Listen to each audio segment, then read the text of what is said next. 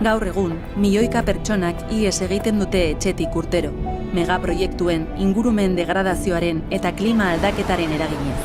Natura baliabideak neurririk gabeko ustiapenak eragiten du hori nagusiki. Lurraldeak suntsitu egiten dira bertako biztanleen bizitzari erreparatu gabe. Gainera, aurka egiten dutenek, mehatxuak eta indarkeria jasaten dituzte. Sistemak milioika pertsona behartzen ditu beren herrialdeetatik ihes egitera. Eta horrez gain, mugak itxi eta pertsona horien erreskateak oztopatu egiten ditu. Askok ez dute toki segururik topatzen.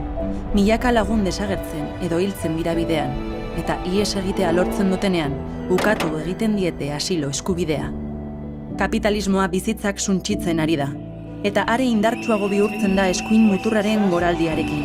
Gorroto diskurtsoak eta migratzaileen eta errefuxiatuen kontrako indarkeria areagotu egiten dira. Ekiteko garaia da. Badira toki ekimenak, lurraldeak esplotatzen ez dituztenak, eta hango biztanleak kanporatzen ez dituztenak. Babes ditzagun alternatiba ekofeministak, planetaren eta pertsonak guztien bizitza zaintzen dutenak. Deserrotuak.